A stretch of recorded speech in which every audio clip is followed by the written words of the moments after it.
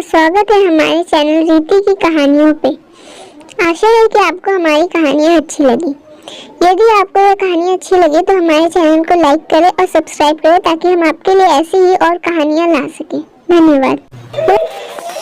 एक किसान था गोमा नाम का, जिसका गुजर बसर लायक खेती एक जोड़ी बैल था।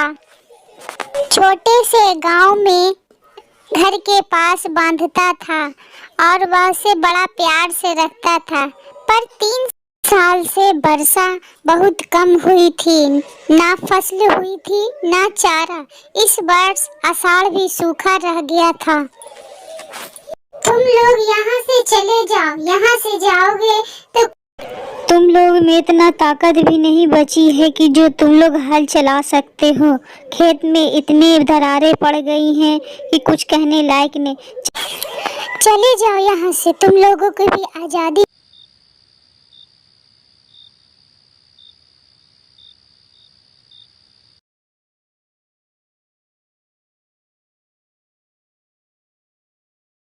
वह गोमा सवेरे उठा और बोला अपनी पत्नी, अरे बैल कहाँ गए हैं? आज सुबह सुबह बैल कहाँ लेकर छोड़ आई हो?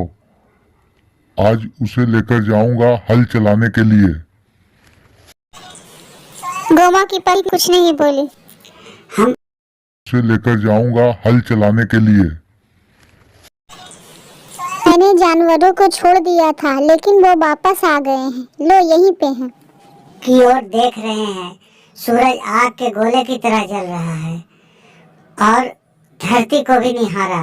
3 साल से बारिश नहीं हुई है, कैसे हल चलाऊंगा? बैलों को थोड़ी देर बांध देता हूँ और यहीं पे आराम करता हूँ। अरे ओ बूढ़ी अम्मा, इतनी धूप में किधर से आ रही हो और तुम्हें किधर जाना है?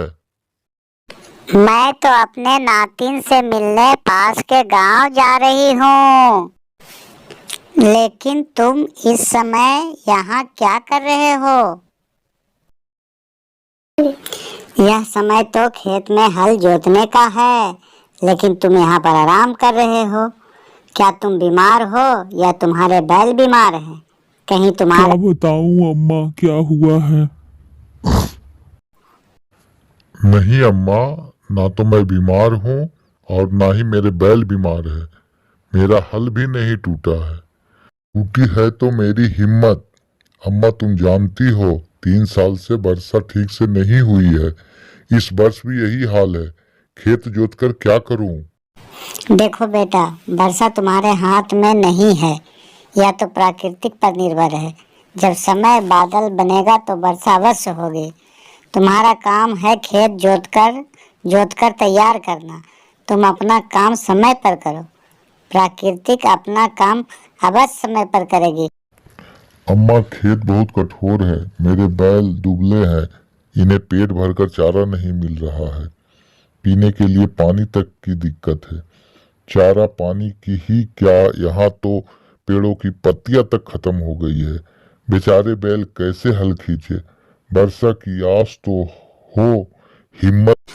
बेटा तुम निराशा की बात मत करो। पेड़ों की बात भी तुमने खूब कही। पेड़ तो यहाँ सब लोग काट रहे हैं। देखो अब पेड़ भी कहाँ बचे हैं। जब पेड़ ही नहीं होंगे तो पत्तियाँ कहाँ से आएगी? अगर पेड़ अधिक होते तो वर्षा भी अवश्य हो जाती। सारे जंगल से पेड़ों की कटाई। तुम अपना काम पूरा करो, प्रकृति भी अपना काम कर ही देगी। बस ईमानदारी से काम तो करो। हाथ जोत कर बोने के लिए तैयार करो। इस मौसम में कभी ना कभी तो वर्षा अवश्य होगी। बूढ़ी अम्मा ने मुस्कुराकर गोमा की हिम्मत बढ़ाई। वह उसी और लकड़ी टेकती हुई अपनी राह चल दी। वैसे तो गोमा मन से निराश था, मगर बूढ़ी अम्मा की बातों से उसकी थोड़ा आशा बढ़ी। अगले दिन उसने पूरे उत्साह से उसने लगातार 4 दिन तक हल चलाया। खेत खूब अच्छी तरह से तैयार हो गया। गोमा अपना काम पूरा करके बहुत प्रसन्न था। अब वह बैलों को हाँकते हुए घर की ओर चल पड़ा। पूरी राह वह गुनगुनाता रहा। उस रात उसे नींद भी अच्छी तरह आई। 4 दिन की कड़ी मेहनत के कारण वह निढाल होकर सोया। सवेरे जब वह सोकर उठा तो गाय रमा रही थी, बकरियां मिमिया रही थी। सवेरे सवेरे अपने पशुओं की ये आवाजें सुन के उसके कान तरस गए थे। वह पुलकर उठा। उसकी पत्नी ने आंगन से आवाज लगाई, अजी सुनते हो, बाहर तो आओ, वर्षा होने वाली है। गोमा झटपट बाहर आया। उसने देखा मौसम बहुत सुहाना हो गया। आसमान में बादल घुमड़ आए थे। उसने बादलों को जी भरकर निहारा। उसे लगा मानो बादल से बूढ़ी अम्मा की मुस्कुराती हुई आकृति उभर आई हो कि तुम अपना काम करो। बादल बरसने लगे। आंगन तरबतर हो गया। गोमा को लगा मानो बूढ़ी अम्मा उससे कुछ कह रही हो। वह बूढ़ी अम्मा से कुछ कहना चाहा था, तभी बारिश और तेज हो गई